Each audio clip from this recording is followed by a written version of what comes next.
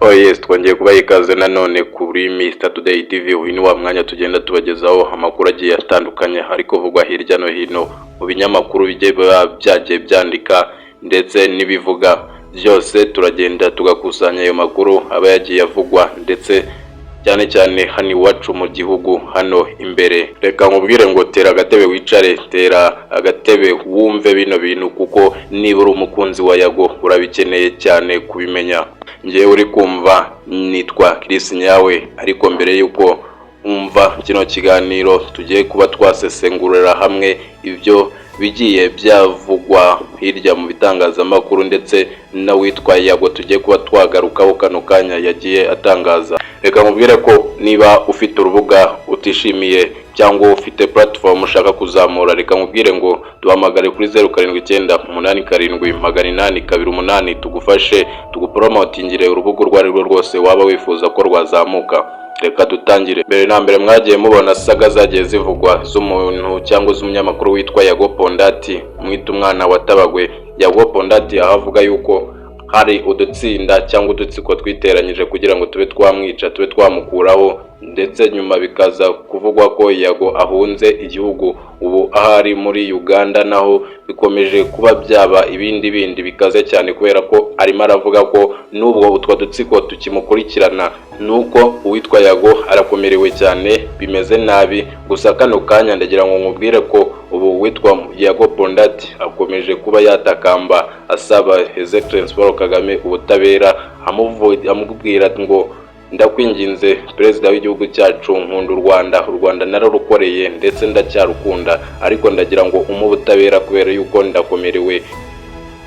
Ese ubundi mbere yuko twakinjira muri uyu mwandiko neza, ubundi birakwiye ko umuturage afata intambwe agahita yaka ubutabera umukuru w'igihugu. Icya kabiri, ese kubera iki atabanza mu nzego zo hasi akabanza agahita yihutira mu nzego zo hejuru zirimo umukuru w'igihugu? Noneho n'ibindi. Reka nze tunonosore icyateye Yago Pondati kuba yahita ajya kwaka ubutabera hejuru cyane umukuru w'igihugu. Uwitwa Yago avuga ko impamvu atagiye byibuza kuba yasaba ubutabera muri izi nzego zisanzwe nka RIB, tuzi ko ari ikigo gishinzwe ubugenzacyaha kandi gikora neza twemera, agahita yihutira kuba yasaba ubutabera umukuru w'igihugu. Yago Pondati aravuga yuko afite abatangabuhamya bemeza neza ko muri izi nzego nka RIB harimo aba ofisiye bashyigikiye mbega tuno dutsiko, ndetse ngo banishyuwe amafaranga kugira ngo ikirego cya Yago bazagishyire hasi. Akaba ariyo mpamvu yaje guhita yihuta kuba yasaba izindi nzego zo hejuru zirimo nk'umukuru w'igihugu.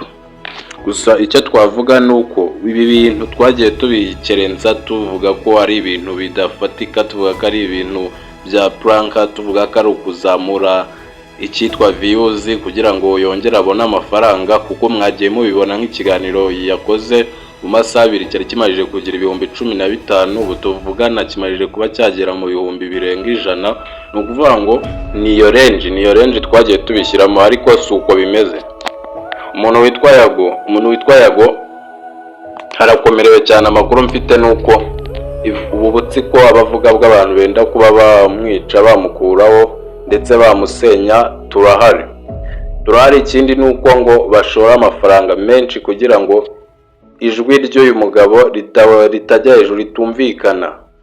Akaba ariyo mpamvu yitabaje umukuru w'igihugu. Gusa icyo nakubwira nuko ibingibi kuri iyi nshuro ndagira ngo ubwire ko aya magambo yavuze yaje kumvikana, ndetse ubutabera ubu ngubu amakuru mfite atari ivumbi nuko yamarije kuba yabuhabwa. Ikirego cye barimo baragikurikirana, biracyarimo biravugwa, ariko amakuru mfite nuko barimo kugikurikirana kandi kiri gukurikiranwa n'inzego zo hejuru zikomeye. Twitege ko mu gihe turi bubone bano bantu, kandi noneho ni abantu bakomeye, ni abantu bari muri showbiz bakomeye, ngira ngo yagiye abavuga, sinshaka kuba barondoraho hano, ariko ni abantu bakomeye kabisa bari muri izi showbiz nyarwanda, muri entertainment. Avuga ko badashaka ko nyine uyu mugabo yatera imbere cyangwa yagaruka mu gihugu. Yago aravuga ati ngewe nahunze igihugu cyanjye kubera bano bantu. Hari aho nabaga za Kicukiro narabyukaga ngasanga banteze ibintu, nkumva bararara bantera amabuye, nkumva bateze, gusa naje kubimenya nza kuba nahunga igihugu cyanjye. Ese ibi bintu ubundi nibyo? Ibi bintu cyangwa ni showbiz koko nkuko bivugwa? Gusa bino bintu harimo abantu babyihishe inyuma, bagenda babitesha agaciro, ariko uyu mugabo arakomerewe cyane. Niyo ari kubivuga ubona afite agahinda kenshi cyane. Cyo nakubwira cyo, uyu mugabo niba adatabarira hafi tuzamenya ibindi bintu bigiye bitandukanye, tuzamenya ikindi kintu nyuma. Ariko icyo nakubwira cyo, niba adatabarira hafi ndetse n'abakunzi be, mwitega ibindi bintu mutazi, mutazi bizaba nyuma, kandi si byiza, ntabwo ari byiza. Cyo nasaba rero uyu mugabo, niba koko ibyo bari kuvuga ko yaba yahawe ubutabera, ibirego bye bari kubikurikirana, byaba ari byiza.